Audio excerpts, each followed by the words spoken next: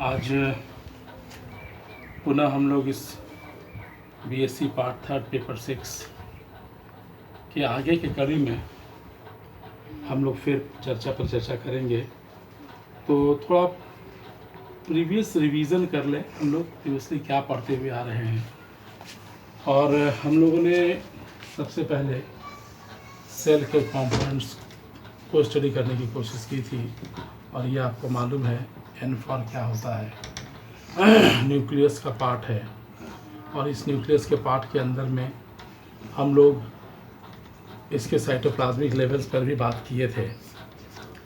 और extra cellular fluid में हम लोग इसके जो सेल मेम्ब्रेन पार्ट हैं, इस सेल मेम्ब्रेन के स्टडीज़ में हम लोग इसके ट्रांसपोर्ट सिस्टम को कवर करने की कोशिश किए थे।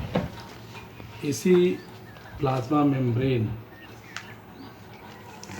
के स्ट्रक्चरल पार्ट में हम लोगों ने कुछ प्रोटीनस पार्ट देखा था, जो इसके पेरिफेरल रीजन्स में, जो इसके इंटीग्रल पार्ट्स में protein,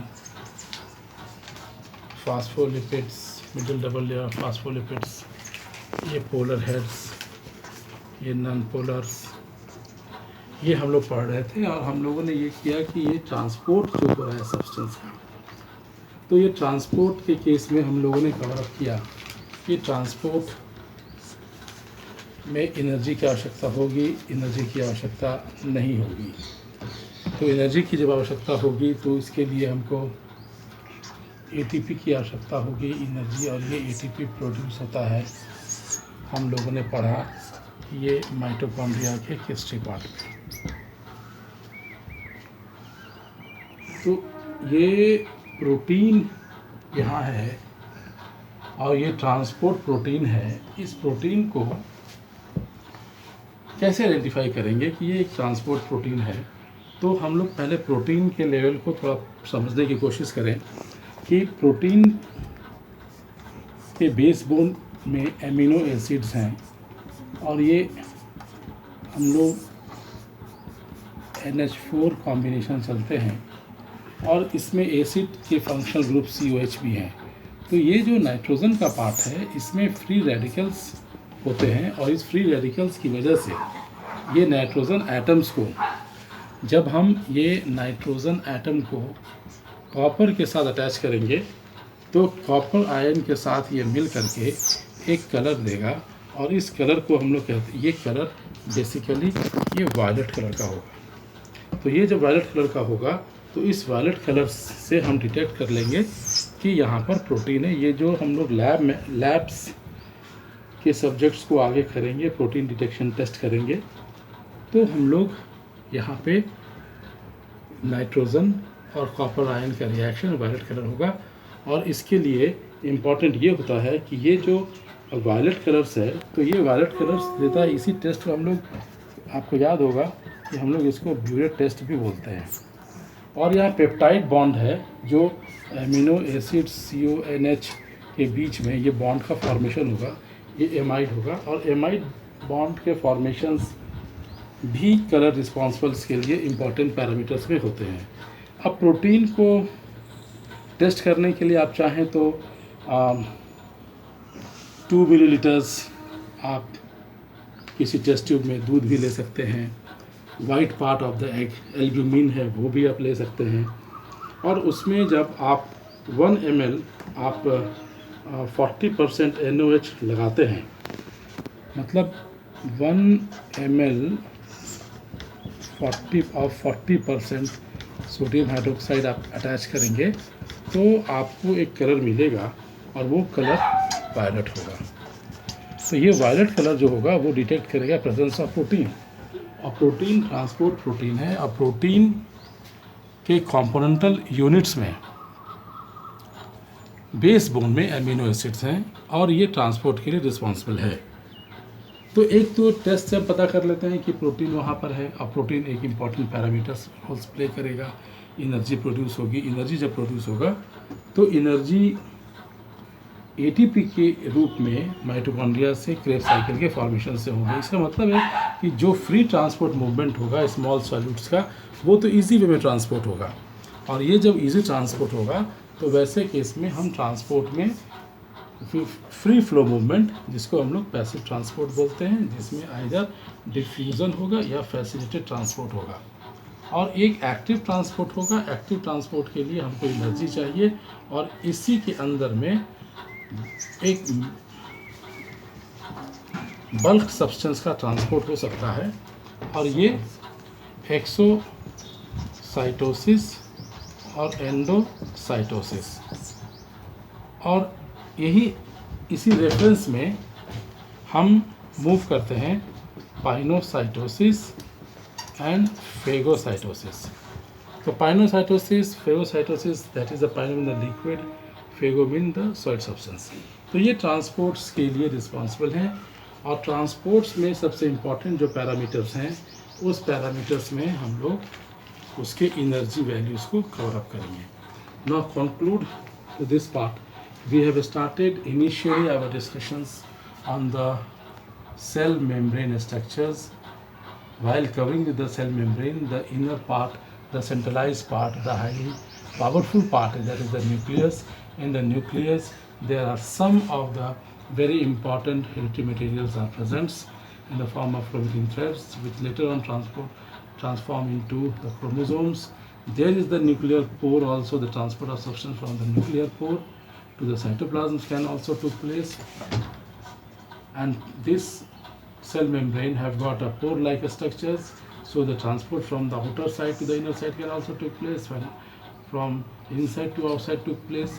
When we go for the three-dimensional structure of the plasma membrane, we find some proteins, some enzymes, some lipids components are there, and they have got their arrangements, and that arrangement is responsible for the transport of the substance. And for the transport, the small solid particle can pass, or the major solid particles can pass, but for the major solid particles they need energy. The question arises, from where they get the energy? The energy they get from the mitochondria in the form of ATP, the adenosine triphosphate, it converted into adenosine diphosphate, it converted to adenosine monophosphate, and the two molecule of phosphate comes out. So high power of energy is there, and this energy is this, and on the reassociation can form the ATP also. So this cyclic form of the production of ATP, that is to the Krebs cycle, which we study on the later side. So in this energy is responsible for transport of the substance, but the protein is there. How we come to know? We go to the test, and the test is the Biot test. Because of the ions or radicals present on the nitrogen react, when we add the nitrogen substance with the copper, we get the violet colors. For that we take 1 ml of 40% of NOH, and when we add due to the amide substance, we get the violet colors. So it shows the presence of protein. So protein is responsible for most of the important activities, and some of the enzymatic activities is also to be noticed here. We know the protein is responsible to form the enzyme, all the enzymes of the protein, but some of the protein have to go for the exceptional sites. So the backbone of the amino acids, where the acids and the amino group are responsible, and so in the transport we have observed the experimental flow of the substance passing from the one space regions to the another space region, and so the transport is either the liquid form or the solid form. So if we go for the slavery for the enzymatic actions, the high profile one, so we can also take a test for while we are moving toward the detection of protein, and so protein is detected there having a Biot test form, but we also come to know that protein is responsible for enzyme, and enzyme have also got some major important role. Enzymatic activities can take place as discovered by the concept Frederick Lockyer, that is the enzyme theory, or the right substrate for the right enzymes. If the enzyme is A to act on the B, they are highly responsible for the selective phenomena. So if we want to identify over the presence of enzyme, तो हम लोग के पास एक experiment है. आप जानते हैं कि सलाइवा के अंदर है सलेवरी, ये एक सैलिवरी एमाइलेज, आपने ये नाम सुना है, जो स्टार्च जो कि जिसको कन्वर्ट करता है वो छोटे छोटे यूनिट्स में, ये मोनोसेक्राइड्स यानी कि मेल्टोज में, और इसको आइसोमेल्टोज में कन्वर्ट करके फिर ग्लूकोज यूनिट्स में कन्वर्ट करता है, और फिर हमको ये ग्लूकोज पूरी तरीके से एक डेक्सट्रीन फॉर्म में वो सब्सटेंस मिलता है. और इसी को हम अगर चाहें तो आयोडीन सॉल्यूशन से इसको टेस्ट कर सकते हैं, जिसको हम लोग ल्यूगॉल्स मेथड भी बोलते हैं. टेस्ट मेथड है, और इसमें हमको करना ये है कि अगर जो सलाइवा है, ये हम चाहें तो ये सलाइवा में इस सलाइवा को हम 1 ml सलाइवा 1 ml इस सलाइवा को अगर हम इसमें डाल दें और नियरली अबाउट 20% डिस्टिल्ड वाटर में इसको ऐड करें, तो हम देखते हैं कि हमको एक सॉल्यूशन मिलेगा. ये जो सॉल्यूशन होगा वो हमारा सलाइवा का होगा.